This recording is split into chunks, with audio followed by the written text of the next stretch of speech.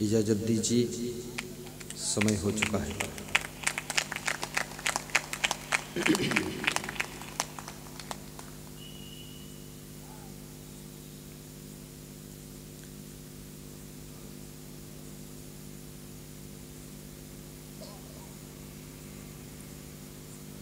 भारत देश की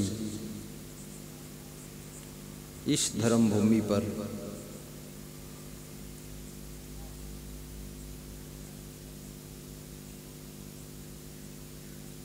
अनेकों महान पुरुष, ऋषि मुनि, साधु संत, भक्त भगवान अवतार ले चुके। ये गुजरात की धरती, जहाँ पर गांव-गांव में मंदिर हैं, हर क्षेत्र में अन्न क्षेत्र चल रहे हैं। कहीं जलाराम बापा का अन्न क्षेत्र, तो कहीं संत राम मंदिर नडियाद में अन्न क्षेत्र, तो कहीं सौराष्ट्र में विशेष अन्न क्षेत्र चलते रहते हैं। गुजरात में कोई भूखा नहीं सो सकता। अपने मन से भीख मांगे तो मांगे, नहीं तो भीख मांगने की भी जरूरत नहीं है। सब जगह भंडारे चल रहे हैं। आज इस पावन सत्संग में, सुखद सत्संग में भी शांतिलाल भाई ने भोजन भंडारे का प्रबंध किया है। भोजन भंडारे में क्या तैयार किया है कुछ पता नहीं, बता देना चाहिए।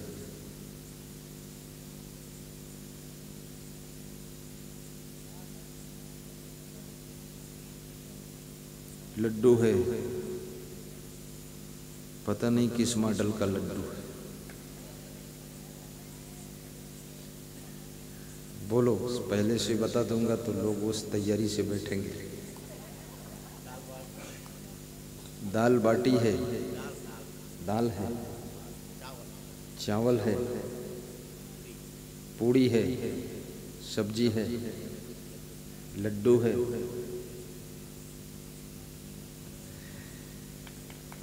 बहुत अच्छा है। बाटी में ज़्यादा बोल दिया हूँ, बाटी नहीं है। कल पाव भाजी बोल दिया था। लोग उधर खाने गए तो पाव भाजी गायब। सोच रहे थे कब आएगी कब आएगी, वो मैं अपनी तरफ से बोल दिया था, इसलिए ताकि तुम थोड़ा चक्कर में पड़ जाओ। आज भी बाटी बोल दिया, पर लड्डू है, पक्का है। दाल, चावल, सब्जी, पूड़ी, लड्डू, ये 5 आइटम। 5 बहुत है। शाही बंदगी बोलिए।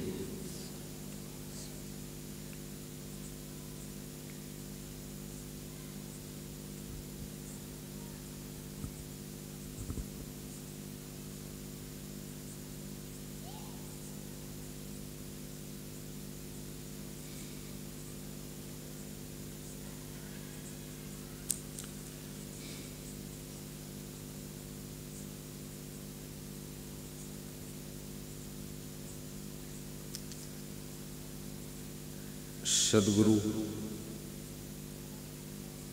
कबीर साहिब से किसी भक्त ने प्रश्न पूछा है कि मनुष्य को भक्ति कैसे प्राप्त होती है और भक्ति से क्या लाभ होता है, भक्ति से बेनिफिट क्या है।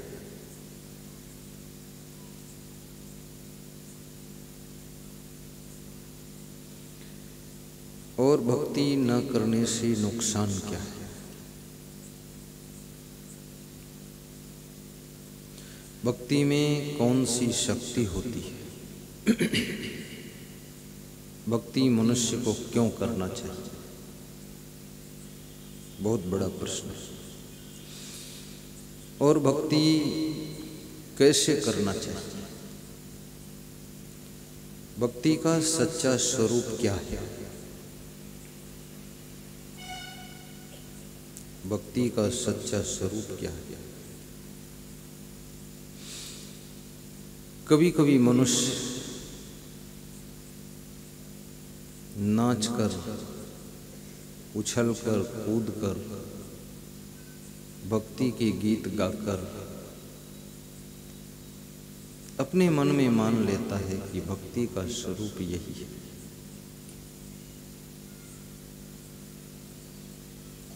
कभी कभी मनुष्य ढोल बजाकर, गीत गाकर मन में मान लेता है कि भक्ति यही है, परंतु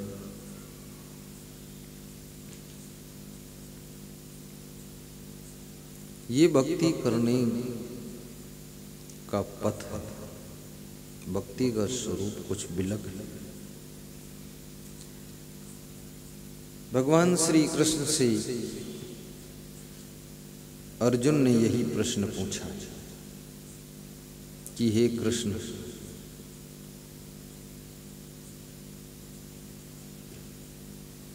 भक्ति का वास्तविक रूप क्या है? भक्ति किसे कहते हैं और भक्ति कैसे करना चाहिए और भक्ति में क्या क्या करना चाहिए?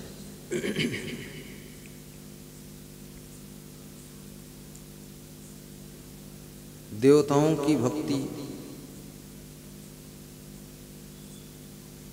गुरु की भक्ति, सद्गुरु की भक्ति, मातृ भक्ति, पितृ भक्ति, देश भक्ति, गौ भक्ति, ग्राम भक्ति, भक्ति के टाइप भी बहुत है।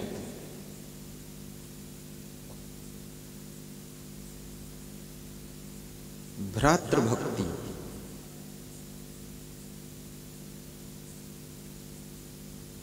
कई लोग भक्ति करते हैं, भगवान का ध्यान करते हैं, लेकिन भाई से द्वेष मानते, भाई से नफरत, भगवान से बहुत प्रेम। कई स्त्रियां भक्ति करती हैं, अपने पति को खाना नहीं देती, भोजन नहीं देती टाइम पर, लेकिन भगवान का ध्यान बहुत लगाती है कि भगवान तो ही बेड़ा पार लगाएगा, क्योंकि नालायक तो बहुत हूँ मैं, पति को तो रगड़ के चटनी बना दिया। भगवान भी सोचता है जिसके साथ विवाह किया है उसकी तो हालत खराब कर दी, अब मैं भी इसके निकट जाऊंगा तो मुझे भी रगड़ के चटनी बना देगी। भगवान ऐसे खतरे मोल नहीं लेता है, वो क्यों खतरे में पड़े।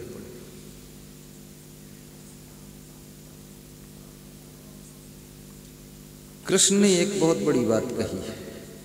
कृष्ण कहते हैं, अर्जुन ने पूछा है जगदीश भाई, बड़ी महत्वपूर्ण बात है। अर्जुन ने कहा कि ईश्वर कहाँ रहता है? तुम कृष्ण को ईश्वर मानते हो, लेकिन अर्जुन कृष्ण से ही पूछ रहे हैं कि ईश्वर कहाँ रहता है। इसका मतलब क्या हुआ? कृष्ण अलग है, ईश्वर अलग है, यही तो अर्थ हुआ। जैसे कोई मुझसे ही पूछे कि असंगदेव कहाँ रहते हैं, इसका मतलब मैं अलग हूं, असंगदेव कोई अलग है क्या? ये भी हो सकता है कि अर्जुन को ये बोध ना हो कि ये कृष्ण ही ईश्वर है क्या, ये ईश्वर कृष्ण ही है, या अर्जुन कृष्ण को ईश्वर नहीं मानता है, क्योंकि कृष्ण की बहन सुभद्रा का विवाह अर्जुन के साथ हुआ था। अर्जुन कभी कभी कृष्ण को साले के रूप में देखता है, कभी कभी सखा के रूप में देखता है, कभी कभी अर्जुन कृष्ण को सारथी के रूप में देखता है, और कभी कभी भगवान के रूप में देखता है, और कभी कभी अर्जुन कृष्ण को एक साधारण इंसान के रूप में देखता है। याद रखना, व्यक्ति तो वही होता है, लेकिन तुम उसको किस दृष्टि से देखते हो, जिस दृष्टि से देखते हो वह रूप उसके अंदर तुमको दिखाई देने लग जाता है। इसलिए प्रेम की दृष्टि से देखो तो सभी प्रेमी ही प्रेमी दिखाई देंगे आप।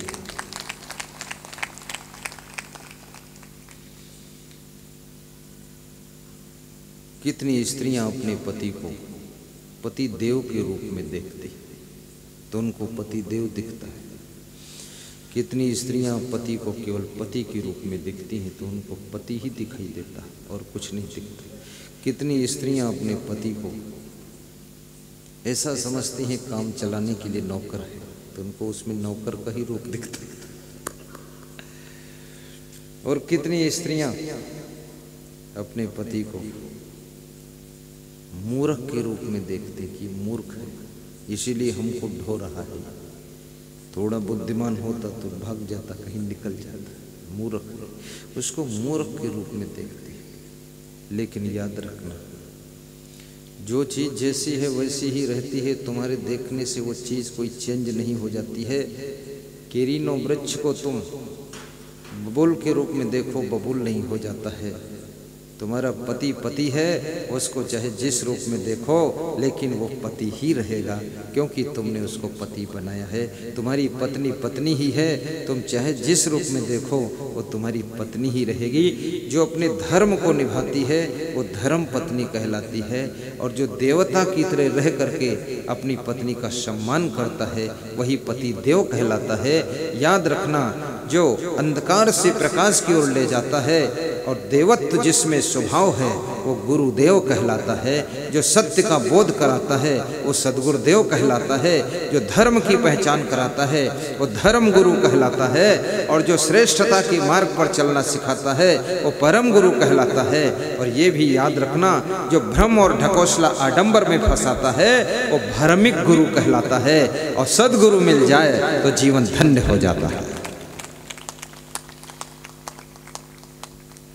ताली नहीं बजाओगे तो क्या होगा? बीपी हाई होगा, शुगर बढ़ेगी, लकवा अटैक जरूर होगा और हार्ट की बीमारी है। सत्संग में आओ, ज्ञान की बात सुनो और ताली बजाओ तो स्वस्थ होकर जाओ, क्योंकि घर में ताली बजेगी नहीं, क्योंकि वहाँ ताली के बजाय थाली बजती है।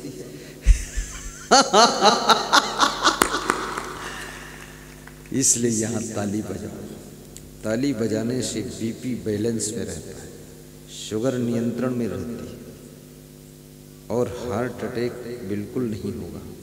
बजा कर तो देख, मैं तो कह सकता हूँ, तुम्हारी हाथ पकड़ के नहीं बजा सकता हूँ, लेकिन अगर ज़िंदगी में स्वस्थ रहना चाहते हो, मस्त रहना चाहते हो, तंदुरुस्त रहना चाहते हो, चुस्त रहना चाहते हो, दुरुस्त रहना चाहते हो, तो ताली दिन भर में 5-6 बार तो दमदार बजाना ही चाहिए, और 10 बार कम से कम ठहाका मारकर हंसना ही चाहिए। ये दुनिया के झमेले हरगिज कम नहीं होंगे।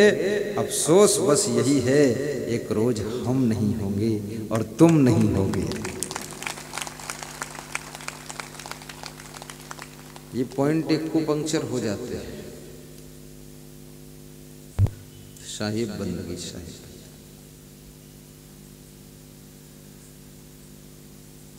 तुम ही मेरे मंदिर, तुम ही मेरी पूजा, तुम ही देवता हो, तुम ही देवता हो। दोहराइए, गाइए, आइए। तुम ही मेरे मंदिर, तुम ही मेरी पूजा, तुम ही देवता हो, तुम ही देवता हो, तुम ही देवता हो, तुम ही देवता हो। जिधर देखता हूँ नजर तुम ही आते, भक्त साधक तेरे गीत गाते। गाइए। जिधर देखता हूँ नजर तुम ही आते, सभी भक्त साधक तेरे गीत गाते। सभी भक्त गवैया तुम ही हो, गीतों की माला के खेवैया तुम ही हो। तुम ही राम मेरे कन्हैया तुम ही हो, जीवन की नैया की खेवैया तुम ही हो। तुम ही राम मेरे कन्हैया तुम ही हो। कभी कभी आपको अपने गुरु में भगवान का रूप दिखाई देना चाहिए, कभी अपने पति में राम का रूप दिखाई दे। जिस समय तुम्हारा पति सत्य, शांति, समता, सहनशीलता, सौम्यता, शिष्टता, सभ्यता का व्यवहार करने लग जाए तो समझ लेना उसके अंदर राम का प्रभाव आ गया है। वो पति तुम्हारा राम के समान है। जिस समय तुम्हारी धर्म पत्नी के अंदर पति के प्रति बहुत प्रेम उमड़े, पति का ध्यान करने लग जाए तो समझ लेना फिर उसमें सीता का प्रभाव आ चुका है। कभी कभी अपनी पत्नी में सीता का रूप भी देखना, भाई में लक्ष्मण का रूप देखना। जब तुम्हारा भाई तुम्हारे इशारे से सेवा कार्य करने लगे तो समझ लेना वो लक्ष्मण का रूप है, लक्ष्मण का तत्व उसमें विकसित हो रहा है। कभी कभी तुम्हारा भाई जब तुमसे बहुत प्रेम करे, तुम्हारी याद करे तो उसके अंदर भरत का रूप देखना, क्योंकि भरत उसी व्यक्ति का नाम है जो प्रेम से भरा हुआ है, जिसके अंदर प्रेम ही प्रेम है। तुलसीदास भरत जी का जब वर्णन करते हैं तो उनकी कलम रुक जाती है। तुलसीदास रोते हैं और तुलसीदास लिखते हैं कि मैं लक्ष्मण का वर्णन कर सकता, राम का वर्णन कर सकता, शत्रुघ्न के बारे में मेरी लेखनी बहुत कुछ लिख सकती है, सीता के बारे में भी एक अध्याय रच सकता हूँ, लेकिन जब भरत का नाम आता है तो मेरा मन भी प्रेम और करुणा से भर जाता है। मेरे आंखों से आंसू झरते हैं कि भरत के बारे में कुछ भी लिखना थोड़ा ही होगा, पूर्ण नहीं हो सकता है। भरत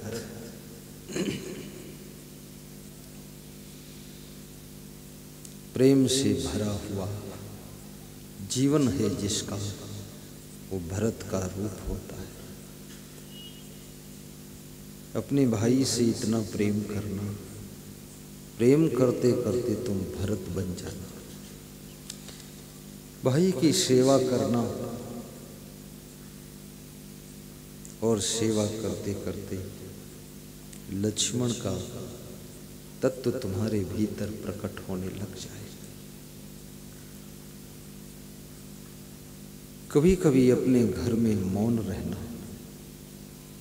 जिस समय सभी लोग शोरगुल मचा रहे, हल्ला मचा रहे हों, लड़ रहे हों, तर्क वितर्क कुतर्क कर रहे हों, उस समय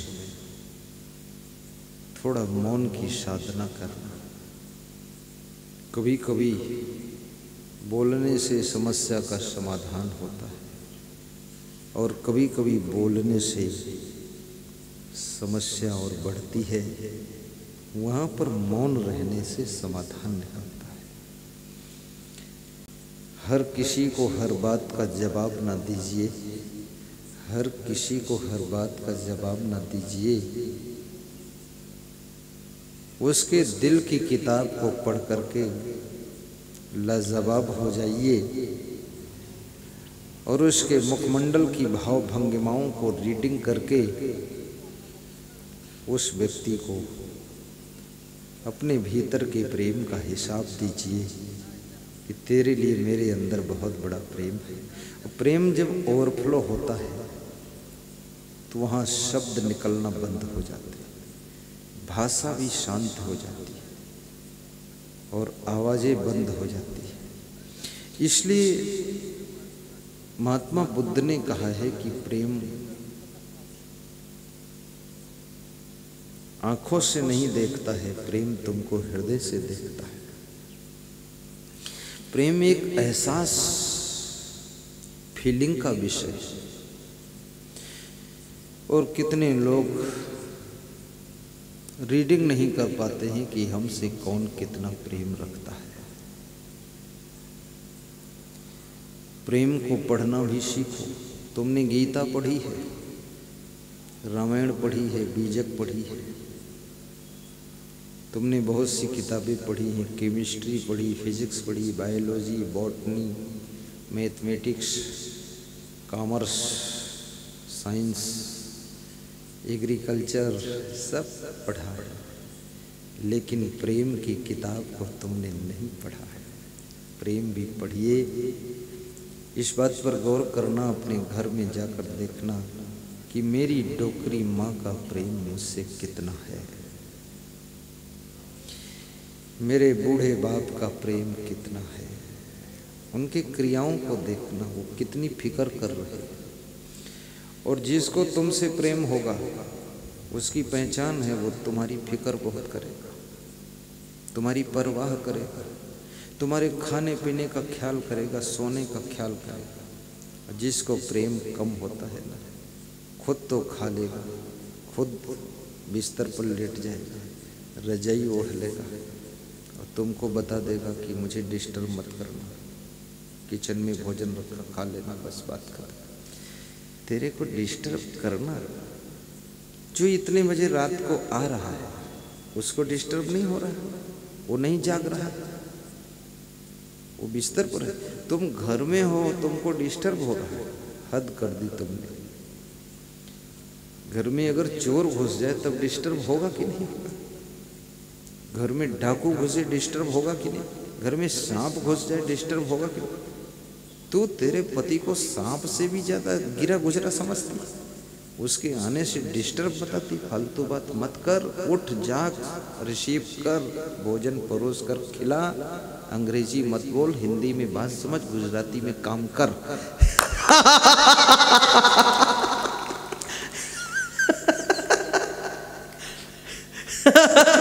लोगों को मजा आ गया गुजरे के।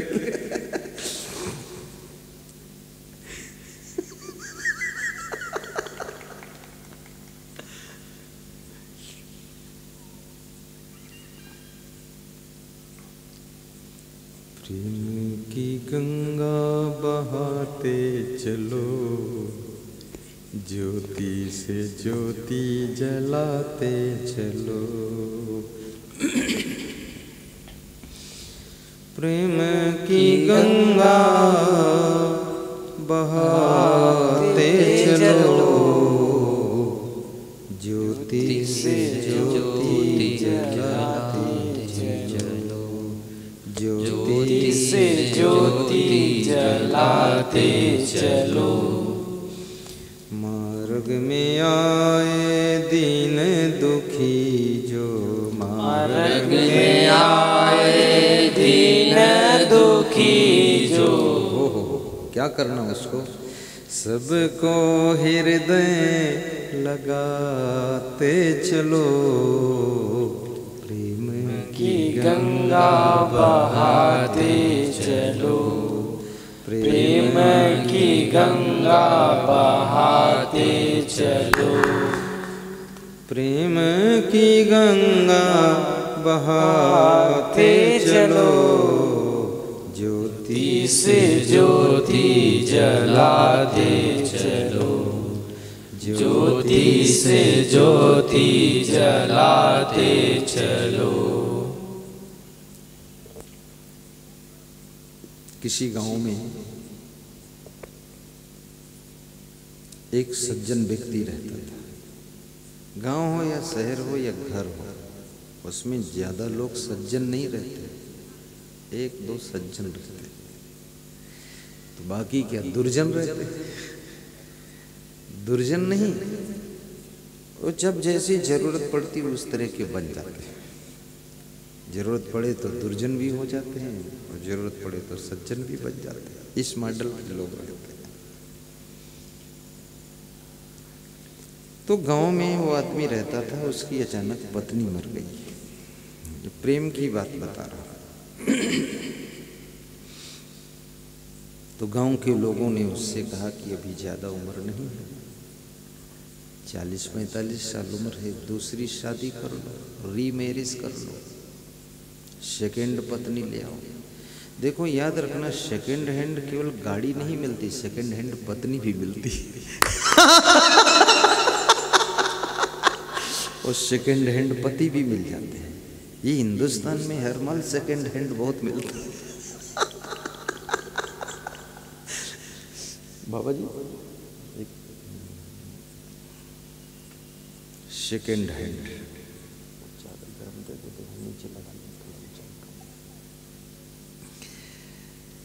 तो उस आदमी ने क्या जवाब दिया? बहुत बड़ा जवाब दिया है। उसने कहा कि मेरे एक बेटा है, एक बहू है, एक पोता भी है। पोता मुझे दादा कहता है, बहू ससुर जी कहती है, और मेरा जो बेटा है वो मुझे पापा जी कहता है। मुझे ऐसा नहीं लगता है कि मुझे दूसरी पत्नी की जरूरत है। हो गया भोग विलास, खत्म कहानी, झंझट फालतू। एक पत्नी व्रत का नियम पूरा हो जाए। कितने लोग तो 90 साल की उम्र में भी शादी करते हैं, और बुढ़ापे में शादी करने में यदि कोई सबसे कुशल है तो वो नेता होता है, बहुत चतुर होता है। वो 80 साल की उम्र में भी विवाह कर लेता है, नेता। क्योंकि नेता क्यों करता है विवाह? वो भी चतुर बहुत है। वो इसलिए करता है कि मरते मरते भी एक स्त्री की जिंदगी को तो उलझा कर जाओ, कम से कम पूरे देश को उलझाया जिंदगी भर तो मरो तो एक जिंदगी और उलझा दो इसको। और वो स्त्री भी विचित्र है जो 80 साल के बूढ़े के साथ शादी कर रही है, 25 साल की उम्र की लड़की। अगर देखा जाए तो है तो मूर्ख वो भी। अरे इस डोकरे के साथ विवाह करोगी, कल को ये मर जाएगा, इसके शरीर में खून भी नहीं है, ये काम क्या करेगा? कल को इसका टिकट कट जाएगा, ये चुनाव भी नहीं लड़ पाएगा, और इसको अभी दिखता भी कुछ नहीं है, और बहरा भी हो गया है। खाम खां इस डोकरे के चक्कर में क्यों पड़ रही हो? 25-30 साल की छोरी और ये 80 साल का डोकरा, दोनों बेशरम है, दोनों बेशरम है, लेकिन दोनों खिलाड़ी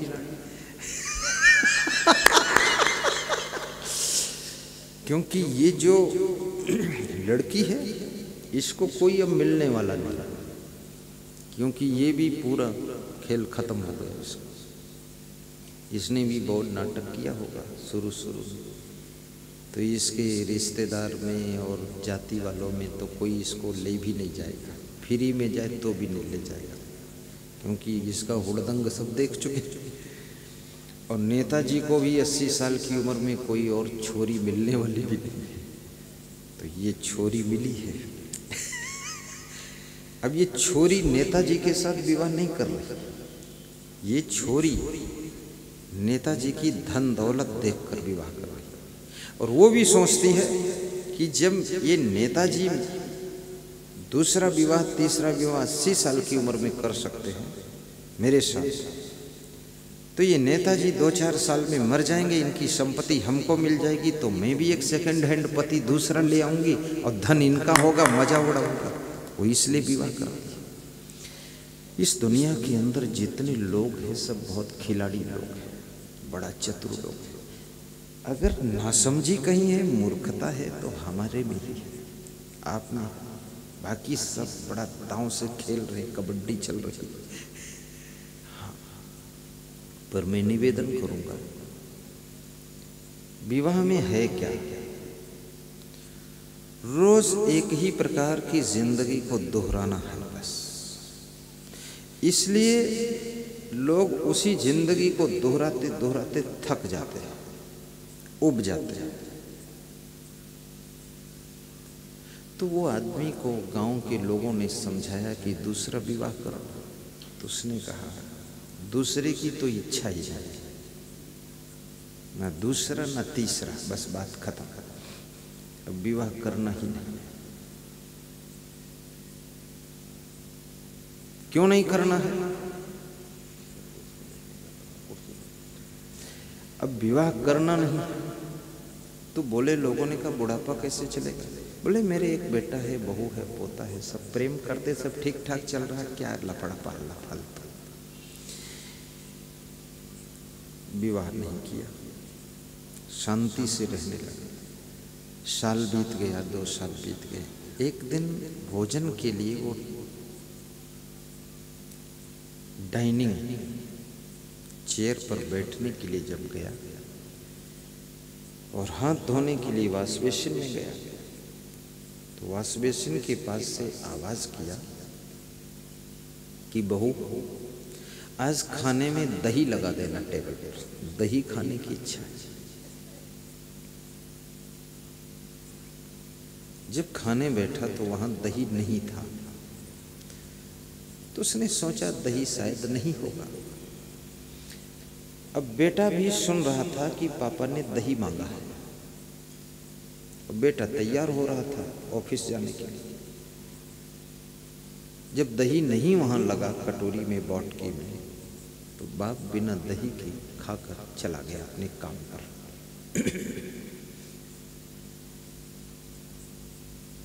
जब बेटा खाने के लिए आया तो उसकी पत्नी दही लाकर रख देती है और वो दही खाता है। तो बेटा सोचता है आज मेरी पत्नी है तो मेरे लिए दही लाई है, और मेरे पिताजी ने दही मांगा तो भी ये बहू ने दही नहीं दिया था। और दही था किचन में पर दिया नहीं। अब बाप को पता नहीं है कि दही नहीं है कि दही है, उसको पता नहीं। वो खुश होकर खाकर संतोष करके चला गया। याद रखना, सुखी रहना चाहते हो तो संतोष जरूर रखना, क्योंकि कभी कभी ऐसा भी होगा कि किचन में सामान होगा लेकिन तुमको नहीं मिलेगा, वो किसी और की किस्मत का है। तो तुमको जो मिल जाए उसमें संतोष कीजिए और गम खाइए और आगे बढ़ जाइए और खुश रहिए। दही वही में कुछ खास रखा नहीं। उधर वो बाप तो खुश है लेकिन बेटे को बड़ा दुख हुआ। भोजन किया, दही खाया, पत्नी उसको देखकर मुस्कुराई लेकिन बेटा नहीं मुस्कुराया। तो पत्नी को संदेह हुआ कि बात क्या है। बेटा सीधे कोर्ट में चला गया, कोर्ट में, और अपने पिता को फोन किया कि पिताजी सीधे कोर्ट में आइए आप। बोले वहाँ क्या काम है? बोले कोर्ट में आपके लिए दही का इंतजाम करेंगे। बोले वहाँ दही कहाँ मिलेगा? बोले आपकी शादी कोर्ट में करवाएंगे। आपकी भी पत्नी होना चाहिए ताकि आपको दही दे सके। पिता फटाफट कोर्ट पहुंचा। तो उसने कहा दही का मतलब क्या?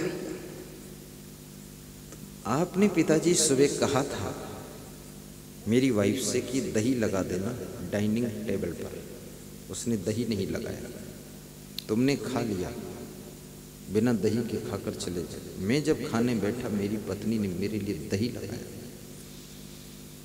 मेरे को गुस्सा भी आई, दुख भी हुआ कि पिताजी ने मुझे पैदा किया, पढ़ाया लिखाया, मकान बना कर दिया, मेरी शादी विवाह किया।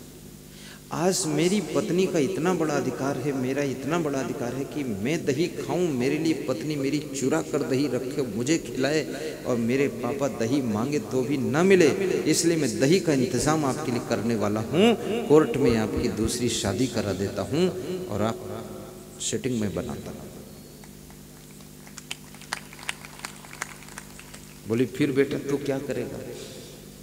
बोले आपने मुझे फैक्ट्री का मालिक भी बना दिया है, मैं फैक्ट्री वहीवट करता हूँ, ये फैक्ट्री के मालिक आप रहोगे, ये भी मैं फिर से लिख देता हूँ आप ही रहोगे।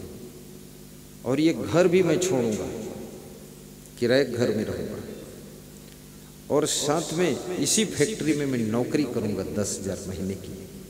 मेरी पत्नी को पता चलना चाहिए कि दही किसकी कीमत से आता, किसके पैसे से आता था, तब उसका दिमाग सही होगा। सब कुछ आपने दिया है, लेकिन मेरी वाइफ आपको दही नहीं दिया है। मेरे को इस बात का बहुत बड़ा दुख है पिताजी। पिता ने कहा, बेटा ये छोटी छोटी बातों में दुखी होना, नाराज होना, ये बुद्धिमानों का काम नहीं है। तेरी वाइफ की जितनी समझ है उतनी समझ है, दही नहीं दिया है। बोले नहीं पिताजी, आप शादी दूसरी करो। बेटा मैं संकल्प ले चुका हूँ, यदि मैं दूसरी शादी कर लूँगा और दूसरा बच्चा होगा उसके द्वारा, तो मेरा मोह उधर बच्चे पर ज़्यादा हो जाएगा, तेरे को मेरा प्रेम नहीं मिलेगा। इसलिए मुझे दही मिले न मिले, पर मैं मेरे बेटे को प्रेम कर सकूं, इसलिए मैं शादी नहीं करूंगा, ताकि मेरे बेटे को मैं प्रेम का दही खिला सकूं। ये प्रेम की कहानियां हैं, इसलिए मैं निवेदन करूंगा, घर में कोई चीज अगर आपने अपने लिए पोताना माटी रखी है, उस चीज को भी कोई अगर मांग रहा है उसको दे देना, खिला देना। 5 रुपये का दही है, और कहाँ तक ये बात बढ़ सकती है।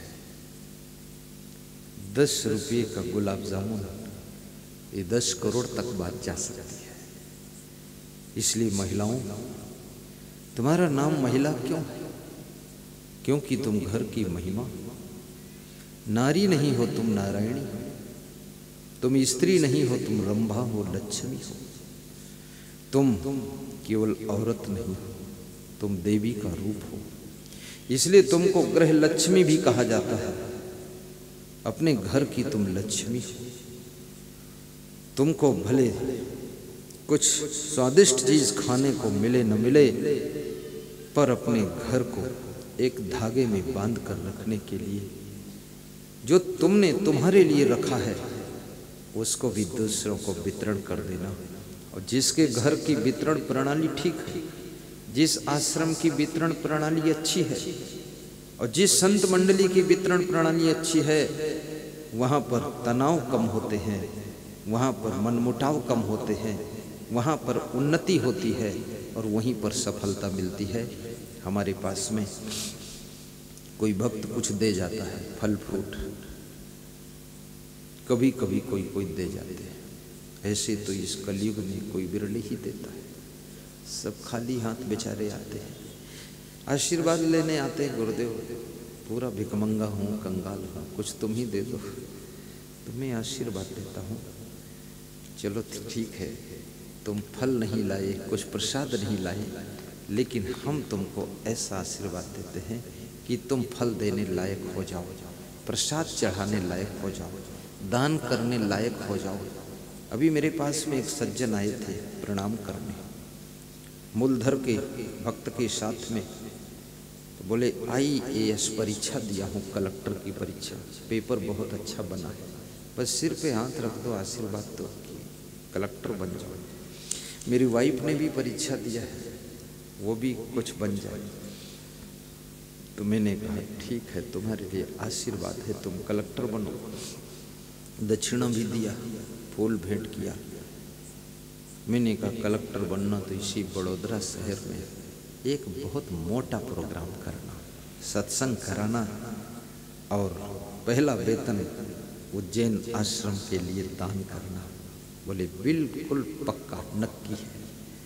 अब मैं ऐसा मंत्र जपूंगा कि वो कलेक्टर बन जाए, अब पूरे बड़ोदरा के लोग सत्संग सुनने को पाएं, और कम से कम 11 प्रकार का भोजन भी सत्संग में हो। एक दिन का ही सत्संग रखा जाएगा, 3 दिन नहीं, 2 दिन, बड़ा सत्संग एक दिन का। 4 घंटे का प्रवचन मैं करूंगा अकेले लगातार। अब मैं भी खाऊंगा गुलाब जामुन उसी में से। वो शांतिलाल भाई पहले से बताता लड्डू है, तो एक लड्डू खाकर बैठता है, थोड़ी एनर्जी बनती, तो प्रवचन और ताकत से करता। अब बात को बताया है, लेकिन फिर भी खुशी तो है कि बाद को खाऊंगा। खाऊंगा कि नहीं खाऊंगा पता नहीं, लेकिन खाने की बात करके तुम्हें तो खुश ही करूंगा। क्योंकि मैं लड्डू वड्डू भी ज़्यादा इसलिए नहीं खाता हूँ, एक तो गला खराब हो जाता है, दूसरे ज़्यादा खाने से बुद्धि भी कम हो जाती है। इसलिए हमारे भगत भी होशियार है, वो ज़्यादा खिलाते भी नहीं और कुछ ज़्यादा लाते भी नहीं कि तुम भूखे रहो ज़्यादा बुद्धिमान रहोगे। वो चिकित्सा विज्ञान के अनुसार मेरी भक्ति करते हैं। खाना और खिलाना आशीर्वाद है। संतों से भी मैं कहूंगा, तुम जिस गुरु के शिष्य हो तुम साधारण नहीं। शिष्य ही आश्रम की शोभा है, शिष्य गुरु की शोभा है, शिष्य गुरु की शान है। और शिष्य ऐसे है, गुरु तो ऐसे है जैसे माली, और शिष्य ऐसे है जैसे माली की बगीचे में खिले हुए फूल। अगर बगीचे में फूल नहीं खिले हैं, फुलवारी में फूल नहीं खिले हैं, तो माली को भी आनंद नहीं आता है, और जो बगीचा देखने आता है उसको भी आनंद नहीं आता है। जिस आश्रम में शिष्यों के फूल खिले हुए हैं वो गुरु भी आनंद से भर जाता है, और आने वाले लोग भी खुश हो जाते हैं कि वाह कितने अच्छे शिष्य हैं गुरु के पास। हमारे शिष्यों को लोग देखते हैं तो लोग सोचते हैं सब एक ही मॉडल की कंपनी है, सब उसी उम्र के दिख रहे हैं, क्या मामला है। और बहुत अच्छे अच्छे शिष्य हैं। जब मैं शिष्यों का नाम लेता हूँ तो शिष्य लोग संकोच करते हैं, कहीं मुझे खड़ा न कर दे, परिचय न करा दे, हे भगवान मेरा नाम मत लेना। वो उसको शर्म लग जाती है। और मेरे पास में ऐसे ऐसे भी शिष्य हैं, ना तो अपना नाम चाहते हैं। प्रमुख स्वामी महाराज का प्रचार प्रसार क्यों अधिक हुआ? क्योंकि उनके जितने शिष्य हैं 1000-1200, वो ना अपना नाम चाहते हैं, ना अपना फोटो फेंकना चाहते हैं पब्लिक के अंदर।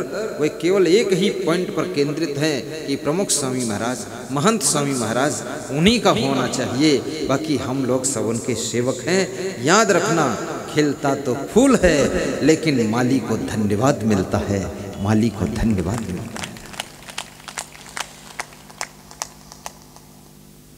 शिष्य को आश्रम को सुंदर बनाना चाहिए। गुरु जैसा चाहता वैसा आश्रम बनाइए।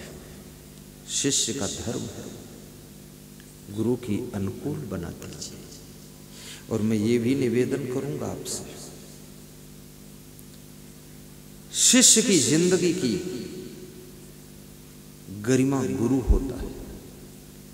गुरु शिष्य के जीवन की महिमा है, गुरु शिष्य के जीवन का सम्मान है, गुरु शिष्य की जिंदगी का आदर है, गुरु शिष्य की जिंदगी का सबसे बड़ा वह तत्व है जिससे शिष्य सतमार्ग पर चलता है, शिष्य वैराग्य पथ पर चलता है। उसको शक्ति देने का केंद्र गुरु है। इसलिए गुरु के चरणों में अथाह श्रद्धा रखना चाहिए। गुरु से बिछड़े हुए शिष्य हमेशा व्यभिचार में गिरते हैं, या चोरी करते हैं, या छल कपट करते हैं, और उनका पतन हो जाता है। गुरु आपको कितना संभालता है। जिस बगीचे को माली छोड़ देता है उस बगीचे को पशुपक्षी उजाड़ देते हैं। याद रखना, जिस शिष्य को गुरु छोड़ दे वो शिष्य भी उजाड़ हो जाता है, उसका कल्याण होने वाला है। इसलिए शिष्य को चिंता होनी चाहिए कि मेरा गुरु मुझको छोड़े ना। ऐसी गलतियां मत करो जो गुरु तुमको छोड़ दे। मैं अपने किसी शिष्य को कहीं भेजता नहीं, किसी भगत के नहीं भेजता हूँ अकेले दुखी ले जाओ वहाँ, या तो मेरा प्रोग्राम चेक करने के लिए जाएगा बस, बाकी किसी भगत के घर मत जाओ, कोई काम नहीं। क्योंकि भगत के घर में भी कुसंग है, वहाँ माताएं बहनें हैं, दिकरी दिकरा है, वहाँ भी सब फैशन है।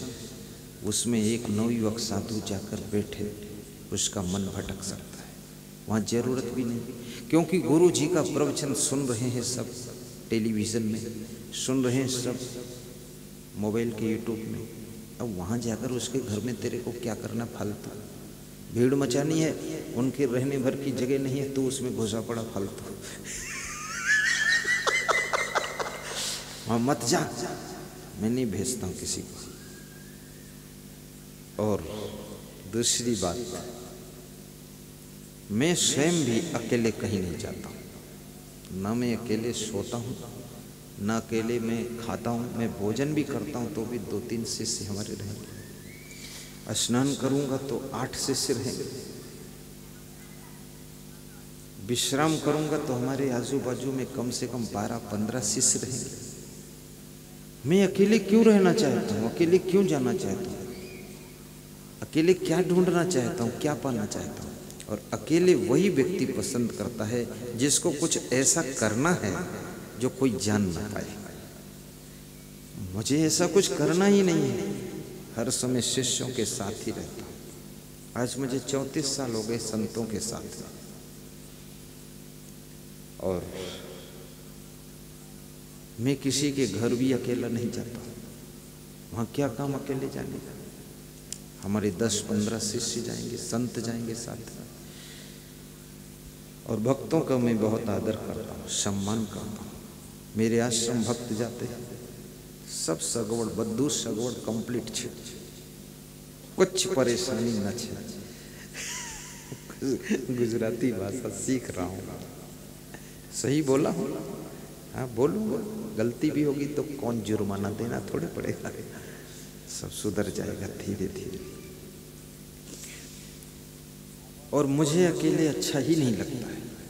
मैं मेरे गुरु के साथ में भी कितने दिन रहा हूँ आपको पता है। 11 साल तक मैं गुरु के साथ रहा हूँ, गुरु के पास ही सोता था, गुरु के साथ सुबह पैदल जाता था, और गुरु को स्नान कराता था, गुरु के कपड़े धोता था, और गुरु का पूरा मैनेजमेंट भी करता था, प्रवचन भी करता था, पधरौनी प्रोग्राम भी लिखता था, आगे भगत को भी सब व्यवस्था बताता था, सारे काम में फटाफट कर लेता था। और मेरा गुरु जब से मैं आया तब से वो फ्री हो गया, खुश। गुरु को टेंशन क्या देना है। और गलत काम कभी करते ही नहीं थे, चाय पीना ही नहीं। हमारे छोटे गुरु चाय पीते थे तो वो भी मेरे सामने डरते हैं पीने को। मैं चाय नहीं पीता हूँ, मेरे जो मेन गुरु वो तो चाय नहीं पीते, और वो भी पिए तो भी हमको नहीं पीना है। हम गुरु की बराबरी नहीं करते। वो पीते नहीं है लेकिन पी ले तो भी मैं नहीं पीऊंगा। शंकर भगवान भांग खाते थे ऐसा लोग बताते हैं कि शंकर भगवान भांग खाते थे, तो लोग कहते हैं इसलिए हम भी खाते हैं। लोगों ने बड़ा अच्छा ढूंढ लिया। अरे शंकर भगवान बागंबर पहनते थे, तुम पेंट क्यों पहने, तुम साड़ी क्यों पहने, चलो पहनो बागंबर। शंकर भगवान कान में बिच्छू के कुंडल पहनते थे, तुम सोने कुंडल क्यों पहने। शंकर भगवान गले में सांप की माला पहनते थे, तुम गले में सोने का हार क्यों पहने। थोड़ा विचार तो करो। शंकर भगवान जो करते थे, और भांग खाते थे कि नहीं खाते थे ये भी तो कोई सच्ची बात नहीं है। ये भांग खाने वालों ने शंकर जी पर सेट कर दिया भांग, कि भांग खाते थे। विचार करो।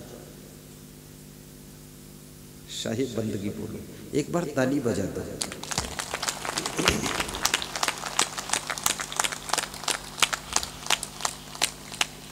हमारे मूलधर कबीर मंदिर के महंत श्री नरेश साहिब जी का पदार्पण हो गया। उनके साथ में टोकरवा से, मूलधर से, पाट नर्मदा से, नर्मदा जिले से सुभाष भाई, ईश्वर भाई, रणछोड़ भाई, गणपत भाई, ये सब पधारे हैं। आइए आइए, साहेब को ऊपर लाइए, साहेब को ऊपर ले आओ ना। एक कुर्सी ले आओ, यहाँ डाल दो, कुर्सी बैठ जाए, प्लास्टिक कुर्सी। साहेब को यहाँ बिठा देते, भगत को वहीं बिठा देते, फिर तो वहीं रखो आप कुर्सी। ये सब, ये सोफा उधर ही रखो महाराज जी। चलो अब रख चुके तो रखा रहने तो, झंझट फालतू। लाओ लाओ साहिब आ जाओ। एक माला शांतिलाल भाई साहेब को पहनाई, अच्छी माला लाइए। वो दौना की माला कहाँ? लाओ लाओ, चलो आओ। साहिब बंदगी, साहिब बंदगी बोल दो आप।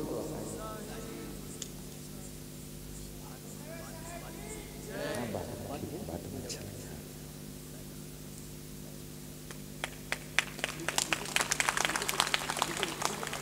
नहीं नीचे नहीं, कुर्सी पे, कुर्सी पे। आज्ञा हो गया, बैठिए बैठिए। ताली बजा तो जोर से।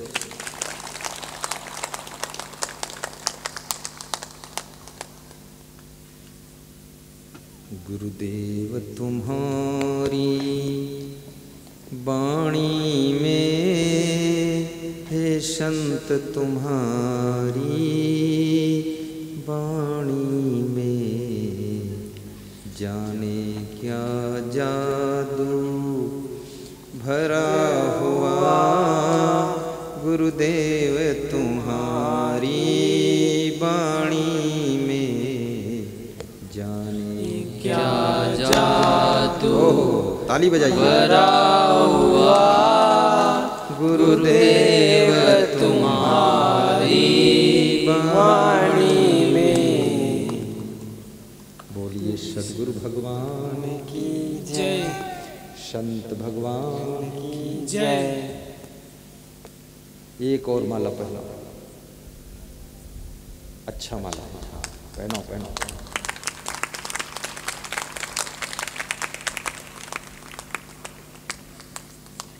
क्या बात, क्या बात। माला ही माला है, माला के बाद माल ही माल मिलेगा।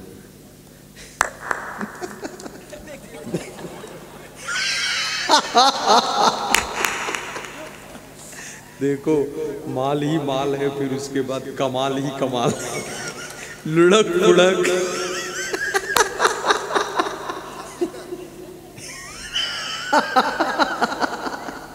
ये कैसा व्यास गादी बनी है मेरे को पता नहीं। मैं भी पीछे लुढ़क रहा हूँ। कल मेरा पंखा लुढ़क गया, आज मेरा भगत लुढ़क गया।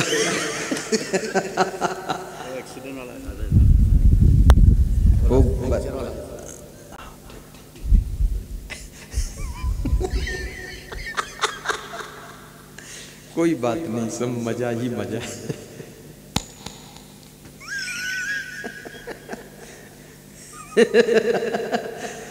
इतना हंसी आ गई, बहुत बड़ी। साहिब ने ऐसा आशीर्वाद दिया, गजब का आशीर्वाद, कि वो उलट पलट हो गया। सब 84 लाख योनियां क्रॉस कर गए। साहिब बन गई साहिब। गुरुदेव तुम्हारी वाणी में, हे संत तुम्हारी वाणी में, हे कृष्ण तुम्हारी गीता में, कबीर तुम्हारी बीजग में, कबीर तुम्हारी बीजग में, हे संत तुम्हारी वाणी में, जाने क्या जादू भरा हुआ।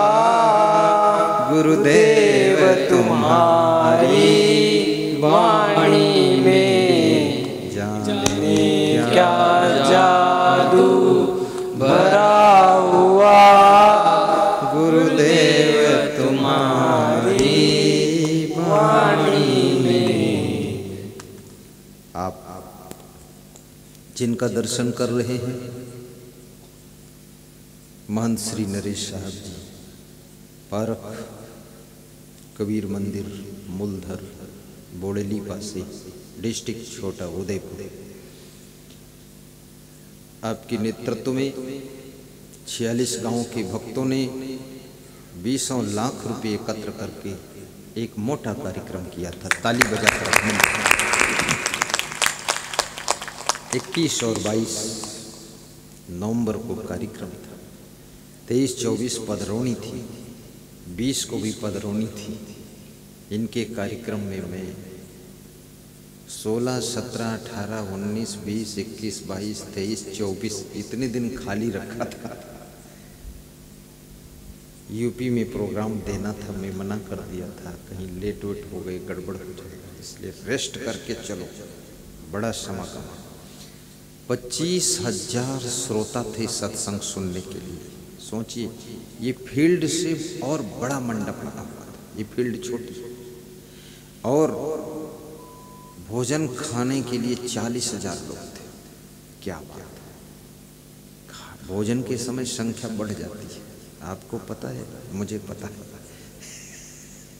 1 के 2 हो जाते हैं। और ये जितना बड़ा है ना, इतना बड़ा तो भोजन का मंडप लगा था, ये फील्ड जितनी बड़ी है। जहाँ दाल बनती थी, दाल ही दाल, वहाँ सब्जी की जगह सब्जी ही सब्जी, गाठिया में गाठिया गाठिया, बूंदी में बूंदी बूंदी। बनाने वाले भी कम से कम 250 लोग जुटे हुए थे, परोसने वाले भी 250 लोग थे, और खाने वाले 40,000 लोग। मैं भी एक दिन भंडारा में गया तो देखा, हमने कहा वाह, आनंद आ गया।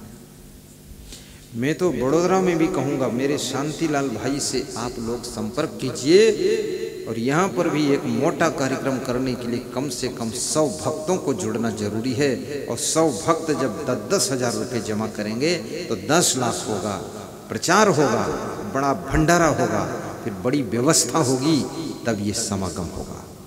उनसे जुड़ो आप।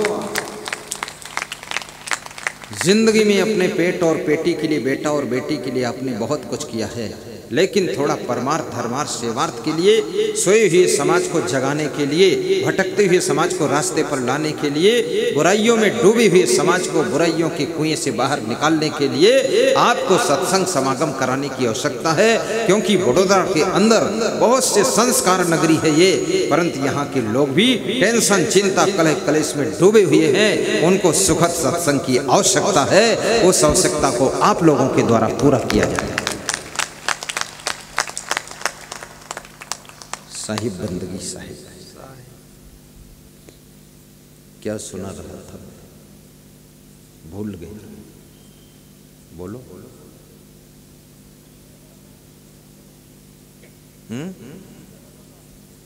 शंकर भगवान, शंकर भगवान की भी बराबरी मत करो। यदि आपके पिताजी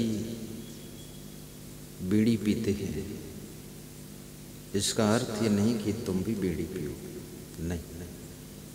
पिता है, पिता है, पीता है, छोड़ो, कोई बात नहीं, लेकिन तुम मत पियो। अगर बड़ों में कोई गलती है, छोटों में कोई गलती है, बराबर वालों में कोई गलती है, उस गलती को मत लीजिए। आप ये बताइए हमें, गोबर में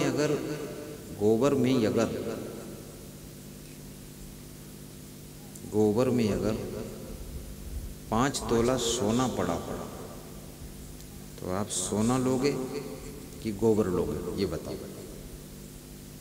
आप सोना उठा लोगे, और सोना उठाओगे तो आपकी अंगुलियों में गोबर लग जाएगा, और आप सोना जो गोबर में से निकालोगे तो सोना में भी गोबर लगा रहेगा थोड़ा थोड़ा।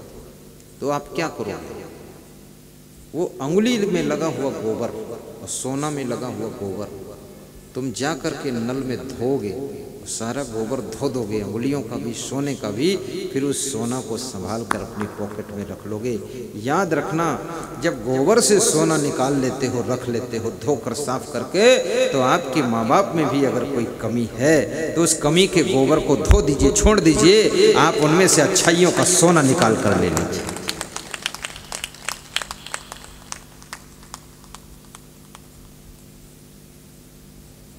आपके पुत्र में कोई कमी हो, एक कमी के कारण पुत्र का त्याग मत कीजिए, एक गलती के कारण अपनी बहू का त्याग मत कीजिए, एक गलती छोटी सी है उसके लिए घर में कलह कलेश भी मत कीजिए। आजकल की बहुएं सोती देर तक है, बहुत देर तक सोती, आजकल के बेटे भी देर तक सोते हैं।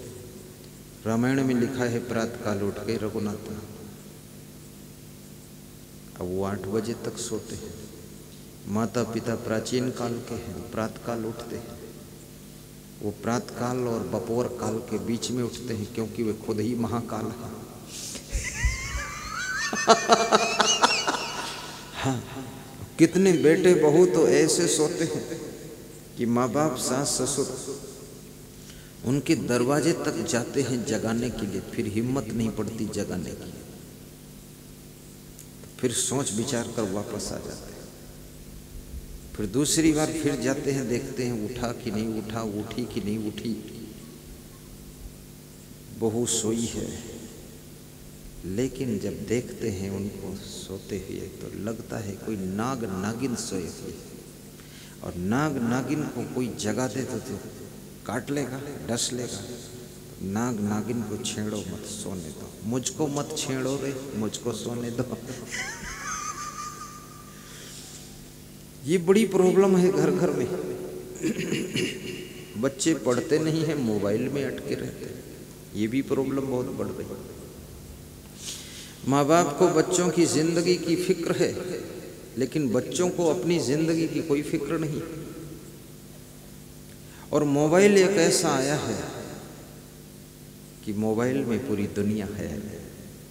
मोबाइल का सदुपयोग कर लोगे तो दुनिया में नंबर 1 के आदमी बन जाओगे, और मोबाइल का दुरुपयोग करोगे तो दुनिया में मुंह दिखाने लायक नहीं रह जाओगे। इसलिए मोबाइल का सदुपयोग कीजिए। मोबाइल में प्रवचन सुनिए। प्रवचन क्यों नहीं सुनते हो? और प्रवचन को सब्सक्राइब भी कीजिए। सब्सक्राइब में पैसे नहीं कटते। सब्सक्राइब करने से जो भी नया वीडियो प्रवचन का लोड होगा वो तुम्हारे मोबाइल में प्रथम नंबर पर आ जाएगा। सब्सक्राइब कीजिए और उसे लाइक कीजिए और उसको शेयर भी कीजिए, ताकि दूसरों को भी फायदा हो।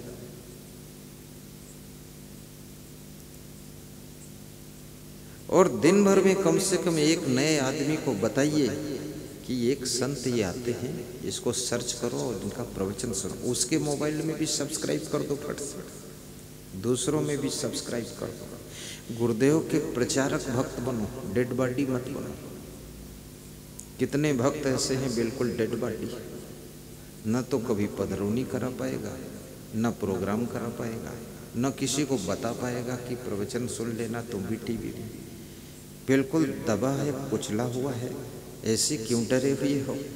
प्रचारक भक्त बनो। थोड़ा थोड़ा प्रवचन तुम भी सुना दिया करो दूसरों को, उसमें कोई बुरा नहीं। भक्त को भी प्रवचन कर देना चाहिए, संतों को भी प्रवचन कर देना चाहिए। जितने संत बैठे हैं ये थोड़ा थोड़ा प्रवचन करें। अगर ये प्रवचन करने लगे तो ये ज़्यादा महान बन जाएगा। थोड़ा प्रवचन करो, सत्संग सुनाओ, कुछ भजन गाया करो। और प्रवचन की मेमोरी कार्ड, पेन ड्राइव भी खरीद लो, वहाँ दुकान पर मिलते हैं। 200 घंटे का प्रवचन पेन ड्राइव में, सब भजन भी उसमें है। एक पेन ड्राइव लेकर दामाद को दे दो, वो भी सुने, क्योंकि दामाद भी बिगड़ा हुआ है। बेटी को दे दो, सुने, उसको बता दो, क्योंकि बेटी भी, कितने की बेटियां तो सुपर्णखा जैसे, बहुत खतरनाक। उसको भी सुधारना पड़ेगा, पूरा नरक बना दे। कितने लोगों की बिगड़ायल बेटे बेटी घर में नरक बनाते हैं, दुकान पर जाते वहां नरक बनाते हैं, ससुराल गई बेटी तो वहां नरक बना देती है। सास ससुर बड़ी आस लेकर बैठे थे कि बहू आएगी, घर स्वर्ग हो जाएगा। बहू ऐसी आई है, वो तुम्हारे बेटे की पत्नी नहीं आई है, वो हथनी आई है, सूंड हिलाती हुई, पूरे घर को ठोकर मार कर ध्वस्त कर दिया। सब बेहोश पड़े, घर पूरा बेहाल हो गया। ये क्या कर रहे हो? जिस घर में बहू बन करके जाना वहाँ खुशियाँ बढ़नी चाहिए, उन्नति बढ़नी चाहिए, सफलता बढ़नी चाहिए, शांति बढ़नी चाहिए, सुख बढ़ना चाहिए, व्यवस्था बढ़नी चाहिए, सुविधा बढ़नी चाहिए, वहाँ पर चमक दमक बढ़नी चाहिए, वहाँ आनंद बढ़ना चाहिए। तो समझ लो उस घर में जाना तुम्हारा सार्थक है। जिस आश्रम में शिष्य बन करके जाओ वो आश्रम चमक जाना चाहिए, अन्यथा इस तरह के माटी के धौंधा बेकार है। मैं तो कई जगह देखा बहुत शिष्य है, मैं पूछता हूँ कितने शिष्य है तो बोलता है 200 शिष्य है। तो आश्रम तो उजाड़ हो गया। बोले गांव भर जोगी मठ उजाड़ है और 250 शिष्य है, आश्रम उजाड़ है। और घर में 10-12 बहुएं हैं, 8-10 बेटे हैं, पूरा घर उजाड़ है। कोई सो रहा है, कोई रो रहा है, कोई खा रहा है, कोई फेंक रहा है, कोई उधर घूम रहा है, कोई कटी पैंट पहने, कोई फटी पैंट पहने है, कोई बाल आगे लटका है, कोई पीछे लटका है, कोई सब तरफ के बाल समेट के ऊपर बांध दिया। बहुत नौटंकी है। जितने लोग उधर की नाटक बना रहे हैं, अरे ये घर कौन संभालेगा, ये आश्रम कौन संभालेगा, इसको चौपट करना है।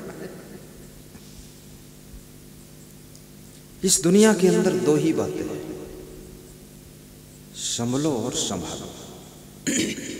क्या? संभलो और संभालो। खुद संभल कर चलो और दूसरों को भी संभालो। खुद फिसल कर मत गिरो, दूसरों को फिसलने से बचाओ। आपका भाई यदि बिगड़ रहा है तो आपकी भी जिम्मेदारी है उसमें, आप मेहनत कीजिए उसको संभालने में। बेटा बिगड़ रहा है, बेटे को कंट्रोल करने में मेहनत कीजिए। बाप बिगड़ रहा है तो सारे बेटे जुटकर बाप को कंट्रोल कीजिए। बाप भी बिगड़ जाते हैं, कोई ठिकाना नहीं। ये दुनिया में बड़े बड़े बिगड़ते हैं, ये बिगड़ने वाली ही दुनिया है। यहाँ फिसलते हैं, बड़े बड़े धुरंधर गिरते हैं। अरे गुरु को भी संभालो, कई बार गुरु भी गड़बड़ा जाते हैं, फिसल जाते हैं। इसलिए गुरु को भी कंट्रोल करो, शिष्य को भी कंट्रोल करो। और शिष्य की गलती गुरु के नाम को डुबाती है और गुरु की गलती शिष्यों का सारा सिस्टम खत्म कर देती है।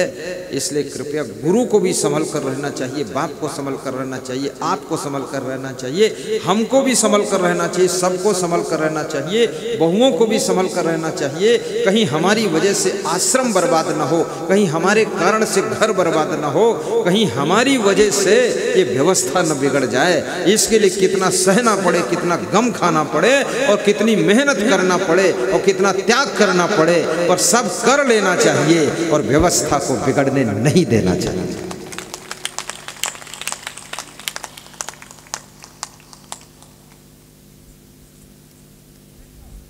कबीर साहब ने एक बहुत बढ़िया बात कही है कि है बिगड़ायल और का, बिगड़ो ना ही बिगाड़ो। और माने पूर्व जन्म का, पूर्व जन्म का बिगड़ायल संस्कार तो है ही, बिगड़ा हुआ संस्कार है। पूर्व जन्म से ही बिगड़ा बिगड़ाया पैदा हुआ है। अब इस आदमी को, इस प्राणी को, इस आत्मा को, इसकी जिंदगी को अब और मत बिगाड़ो गलत बातें सिखा सिखा के, और इसके साथ में खुद भी मत बिगड़ो। बिगड़ो ना ही बिगाड़ो। कबीर साहब कहते हैं इसके साथ में बिगड़िए भी मत और इसको बिगाड़िए भी मत। जैसे मंथरा ने कैकेयी को बिगाड़ दिया। कैकेयी को चाहिए था मंथरा को सुधार देती। कैकेयी रानी है, पटरानी है, महारानी है, और मंथरा तो दासी है। और दासी के कहने में जो रानी आ गई तो रानी की जिंदगी में उदासी छा जाती है। इसलिए दासी के चलाने से मत चलिए। और सबके घर में एक एक रानी है। रानी भी विचित्र विचित्र है, किस मॉडल की रानी है कुछ ठिकाना ही नहीं। किसी के घर में तो रानी है, रानी, पत्नी को रानी भी कहते हैं। और किसी के घर में तो पटरानी है। पटरानी का मतलब जो पर्दे में रहती है, ज़्यादा बाहर नहीं घूमती, पर्दे में छिपके अंदर, वो पटरानी। कितने घरों के अंदर महारानी यानी उसके अंदर कुछ महान गुण है, महारानी। अगर आपकी पत्नी में कुछ महानता है तो महारानी। यदि आपकी पत्नी मर्यादा में रहती है, पर्दे में रहती है, तो समझ लो पटरानी। लेकिन ये रानी, पटरानी और महारानी, इसके अलावा भी और रानी है। एक चौथी होती, वो कपट रानी, पति से कपट रखती है। वो पटरानी नहीं है, वो कपट रानी। छल रखेगी, पूरी बात नहीं बताएगी, कुछ छिपा के करेगी, वो कपट रानी। फिर पांचवी है, वो है लंपट रानी। कुछ न कुछ चुरा कर खाती रहेगी, भोजन बनाती रहेगी, उसी में थोड़ा खाती रहेगी, टेस्ट लगाती रहेगी, लंपट रानी। इसलिए लंपट रानी कभी मत बनो। फिर सातवीं है झटपट रानी, यानी स्पीड से काम करती, फटाफट करती, वो झटपट रानी। फिर आठवीं है चटपट रानी, खूब चटपटा खाती। तुम कहते हो मिर्च कम डालना, फिर भी 2 मिर्च ज्यादा लगाती, क्योंकि चटपट रानी, चटोरापना। फिर 9 नंबर की रानी है अटपट रानी। उसकी अटपटी चाल है, तुम्हारे कंट्रोल से बाहर। जैसे अटपटी घोड़ी, इधर कूदती उधर कूदती, वो बग्घी रथ इधर उधर। अटपट रानी, कंट्रोल से बाहर। फिर एक 10 नंबर की रानी होती है, वो कौन है? वो सटपट रानी। सटपट मतलब बड़ी कमजोर है, तेज हवा चल जाए उसी मुड़ जाए, बहुत रोगी बीमार, एकदम पतली पतली चलती है, लगता है अब गिरी अब मरी।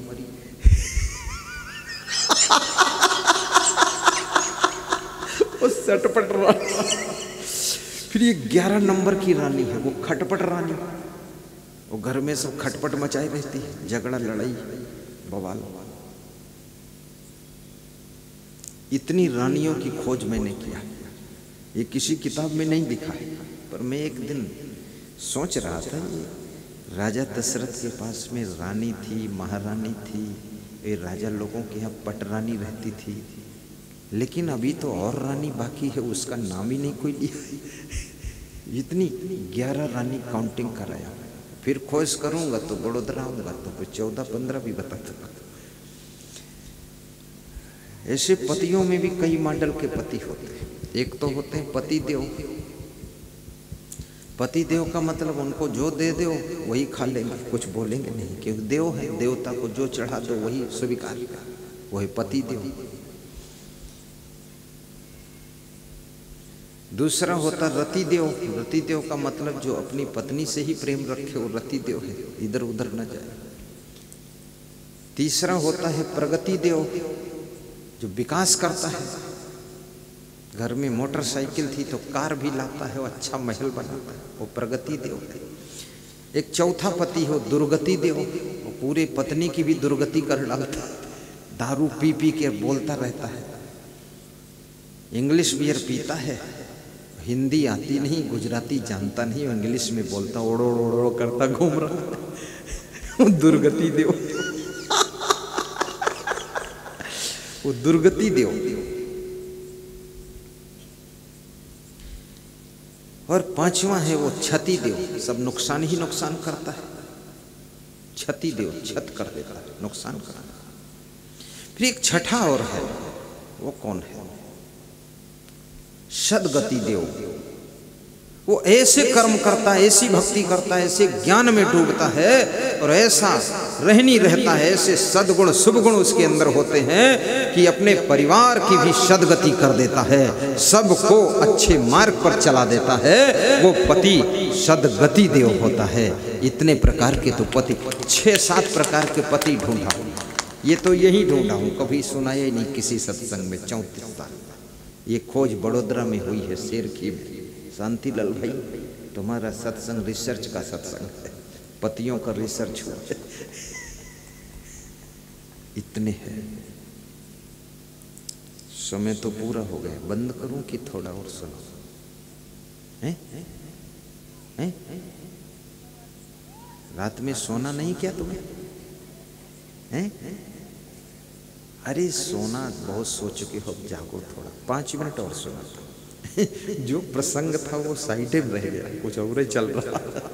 चलो छोड़ो, प्रसंग को भी पकड़ता हूँ। संतो भक्ति शतो गुरुवाणी, संतो भक्ति शतो गुरुवाणी।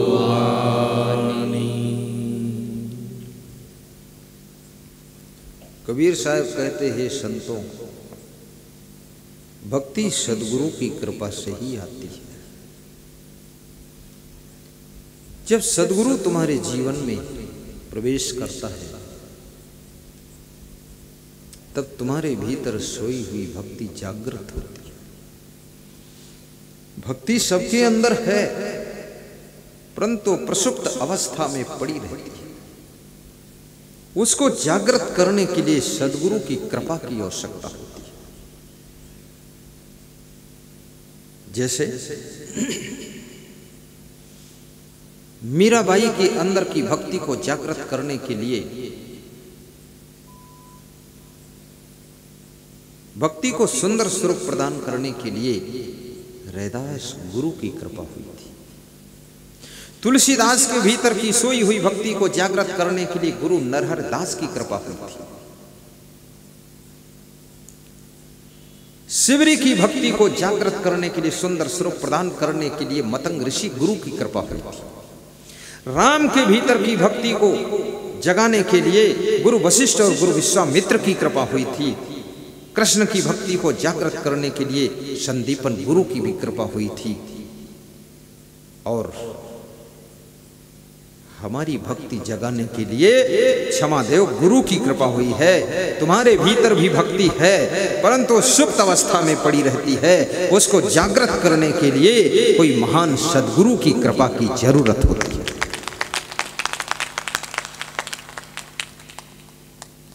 आपके घर में दाल चावल सब्जी आटा सब कुछ रखा हुआ है, मिर्च मसाला सब है, तेल घी शक्कर, लेकिन उसको भोजन बनाने के लिए किसी स्त्री, किसी रसोइया की कृपा की जरूरत पड़ती है, तब वो भोजन बनकर तैयार होता है। आपकी जिंदगी में सब कुछ है, सारी शक्तियां हैं, लेकिन उन शक्तियों को समायोजित करने के लिए किसी महान गुरु की कृपा की जरूरत पड़ती है। तब आपकी शक्तियां जागृत होकर के विश्व कल्याण का काम करती हैं और आत्म कल्याण का काम भी करती है। आप सोचते होंगे गुरुजी कभी कभी बहुत जोर से बोलते हैं, कभी खुसर खुसर बोलते हैं। ये प्रवचन का तरीका है। हर समय जोर बोलूंगा तो थक जाऊंगा, और हर समय धीरे बोलूंगा तुम समझोगे कि मरियल गुरु है, कमजोर है, थोड़ा ताकत।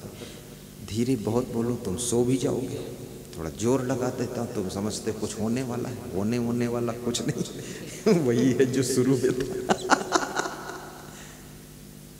लेकिन भक्ति है। गुरु तुम्हारी भक्ति की दिशा को भी मोड़ता है, बहुत बड़ी बात है। मैंने चोरों को भी देखा है भक्ति करते हुए। कुछ ना पत्थर पर फूल वूल चढ़ाते हैं और सावन के महीने में बेल पत्र तोड़ करके चावल थोड़ा डालकर और दूध भी थोड़ा 100 ग्राम शिव जी के कोई भी पत्थर हो लोग उसको महादेव मान लेते हैं। हिंदू धर्म में 33 करोड़ देवी देवता है, इतना किसी धर्म में नहीं।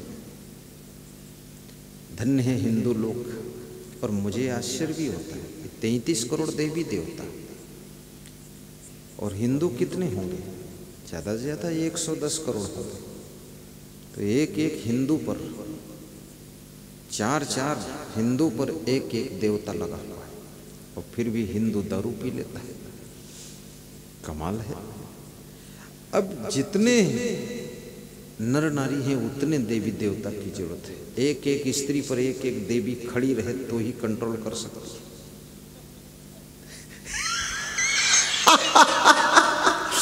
बहुत खतरनाक विषय है।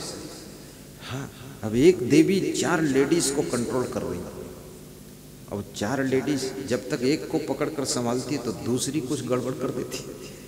दूसरी को कंट्रोल करती तो पहली वाली इधर उधर निकल जाती। एक एक पर एक एक लगाना पड़ेगा, तब आनंद आ जाएगी। लेकिन मैं ये कहता हूँ, देवी और देवता की पूजा करते करते आपके अंदर भी देवी की शक्ति जागृत होनी चाहिए, आपके भीतर सोया हुआ देवत्व जागृत होना चाहिए।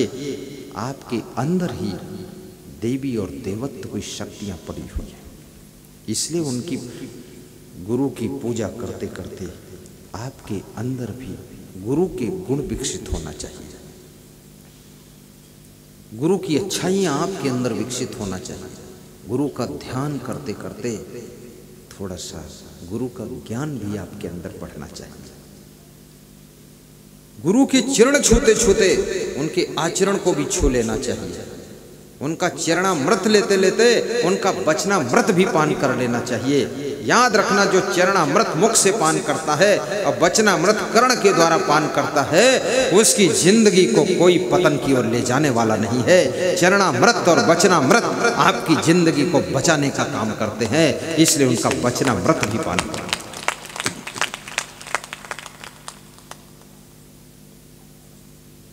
सर्वतीर्थम अवगाह संप्राप्नोत फलम नरः गुरुपादोदकम पित्वा शेषम शिरस्धारियन् गुरुपादोदकम पानम गुरु रुचिष्ट भोजनम गुरु मूर्ते सदा ध्यानम गुरु नामनम सदा जपा साधु नाम दर्शनम पुण्यम तीर्थ भूता ही साधवा कालेन फलते तीर्था सद्या साधु समागमा गुरु भावा परम तीर्थम अन्य तीर्थम निरर्थकम सर्व तीर्थमयम देवी श्री गुरोच्चरणाम्बुजम काशी क्षेत्रम निवासस्य जाह्नवी चरणोदकम।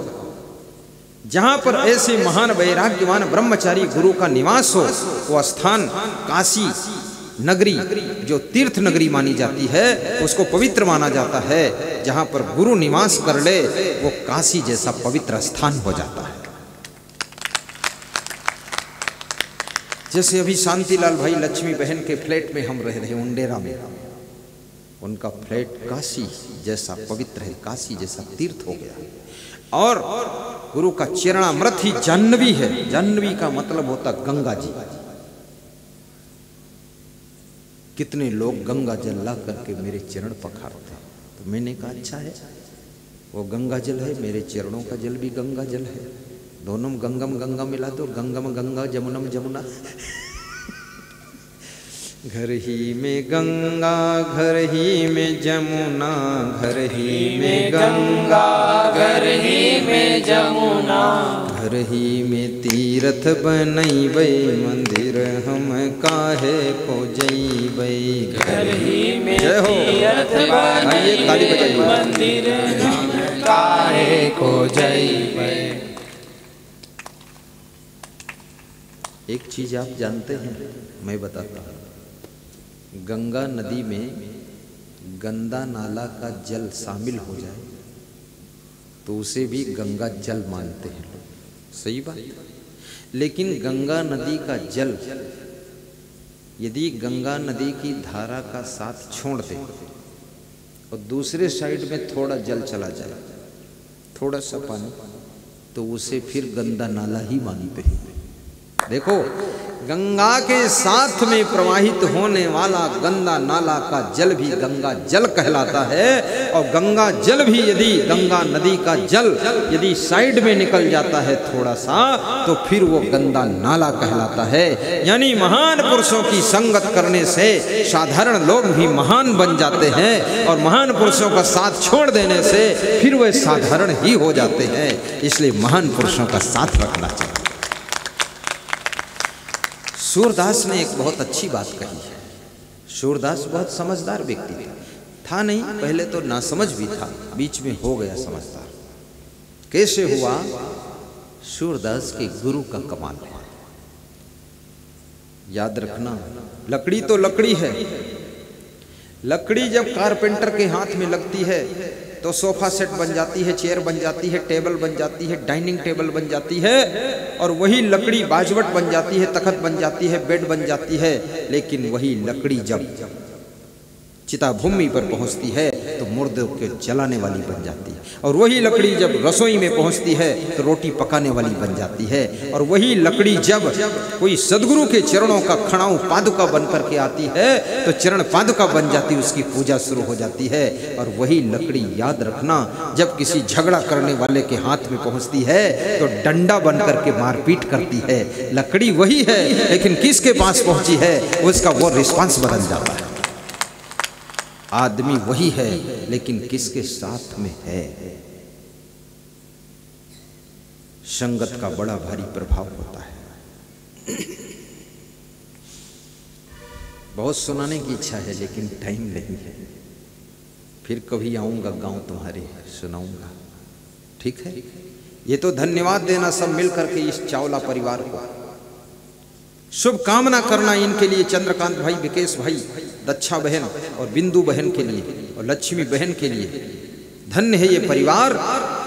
इनके पास में इतनी क्षमता नहीं थी कि मेरा प्रोग्राम करा सकें, लेकिन इन्होंने मन में सोच लिया, संकल्प पति पत्नी का था, कुछ भी हो लेकिन एक बार मेरे गुरुदेव को बड़ोदरा में बुलाऊंगा, सिरखी में सत्संग कराऊंगा। और दिल खोल कर सत्संग किया है, भोजन भंडारा भी रखा है, साथ में सब संतों को दक्षिणा भी दिया है।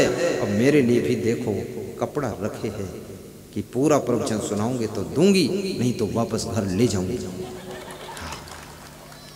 देखो कितने होशियार पति पत्नी है। सब संतों को दक्षिणा दे दिया, जो लेना देना था कर दिया, पर मुझे नहीं दिया। वो समझते थे तुम्हारी ड्यूटी अभी बाकी है, पूरा काम ले लूंगी तभी दूंगी, कम सुनाओगे तो दूंगी नहीं वापस। इसलिए मैं जोरदार सुना रहा हूं। मैं देख रहा हूं मेरे लिए रखा है, मिलना चाहिए, नहीं वापस जाएगा। साहिब बंदगी बोलो, साहिब। अब समापन है। संतो भक्ति सतो गुरु आनी। कबीर साहब कह रहे हैं कि हे संतों, भक्ति कोई सदगुरु की कृपा से ही आती है। आपके अंदर सब छिपा हुआ है, सुप्त अवस्था में पड़ा हुआ है। तुम्हारे अंदर बुराइयां भी छुपी हुई पड़ी है, तुम्हारे अंदर अच्छाइयां भी छुपी हुई पड़ी है, अच्छे अच्छे गुण भी तुम्हारे भीतर प्रसुप्त अवस्था में पड़े हुए हैं, और बहुत अवगुण भी आपके अंदर सुप्त अवस्था में पड़े हुए हैं। इसलिए किसी व्यक्ति को तुम ये नहीं कह सकते ये क्रोधी है कि करुणावान है, ये लोभी है कि उदार है, दानी है, क्या है। जैसी संगत पा जाता है वैसी रंगत लग जाती है। तुम अगर क्रोधी के साथ रहो तो तुम्हारे भीतर जो सुप्त अवस्था में क्रोध पड़ा है वो भी क्रोध निकल कर बाहर आ जाएगा। मुझसे एक भक्त कह रहा था, मैं किसी को अभिमान नहीं दिखाता, मैं विनम्र व्यक्ति हूँ, लेकिन गुरुदेव जब मुझे कोई अभिमान दिखाता है तो मेरे मन में इतना जरूर होता है कि मैं भी इसको दिखा दूं। उसको दिखाने का मन हो जाता है, क्योंकि उसके अंदर भी है, आपके अंदर सब है, बहुत बड़ा स्टोर है आपके अंदर। आपके अंदर महानता भी है, सज्जनता भी है, शालीनता है, सभ्यता है, सुशीलता है, बड़े अच्छे अच्छे संस्कार हैं आपके अंदर। दुर्गुण भी बहुत भरा हुआ है, लेकिन आपके सद्गुण या आपके दुर्गुण जैसी संगत को पाते हैं वो प्रकट हो जाते हैं। जैसे आप सोचते हैं कि ये नेता पीएम बन गया, सीएम बन गया, डीएम बन गया, सीडीओ, डीडीओ, बीडीओ, एडीओ बन गया, मैं तो कुछ नहीं बन पाया। तुम भी डीएम बन सकते थे, तुम्हारे अंदर भी संभावना छिपी हुई है, लेकिन तुम क्यों नहीं बने? क्योंकि वैसा लोकेशन आपको नहीं मिल पाया, उस तरह का सिस्टम नहीं मिल पाया। जैसे मैं हूँ, मैं बड़ी फास्ट इंग्लिश बोलता हूँ, लेकिन मुझे यही पता नहीं है कक्षा 1 से लेकर 5वीं तक पढ़ा क्या। शिक्षकों ने असीम कृपा करके पास कर दिया, आगे बढ़ा दिया। कक्षा 6 से मेरी पढ़ाई शुरू हुई। अब वो 5 साल तो बेकार में निकल गए, उसका मालूम ही नहीं क्या पढ़ा, क्योंकि गांव का देहात का स्कूल है, उसमें वो कक्षा 1 में लकड़ी की पटरी लेकर जाते थे, खड़िया मिट्टी से लिखते थे। लेकिन 6 से पढ़ाई शुरू किया मैंने।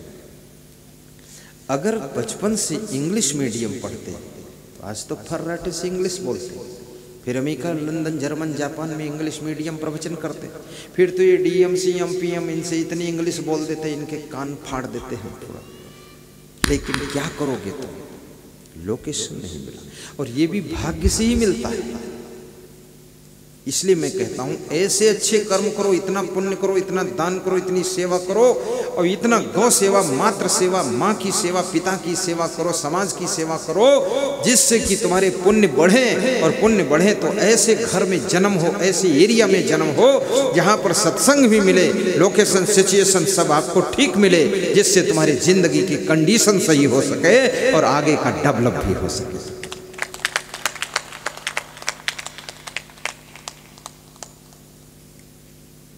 साहिब बंदगी बोलो, साहिब बंदगी।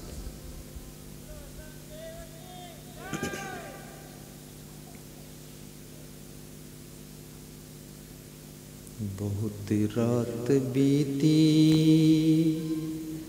चलो अब सुला दूं। समझ लो लास्ट प्रोग्राम सुलाता हूं तो।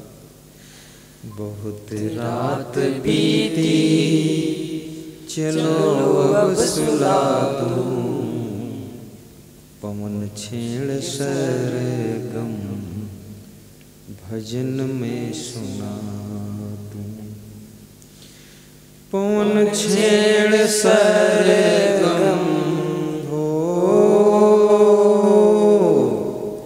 पवन छेड़ सरगम भजन में सुना दूं, भजन में सुना दूं, भजन में सुना दूं। बहुत रात बीती, हाथ जोड़ के गा दो ऐसा कि पूरा बड़ोदरा झूम जाए। देखो अभी अच्छा गाएंगे, इनके पास बहुत टोन है, अलग अलग लगाते हैं।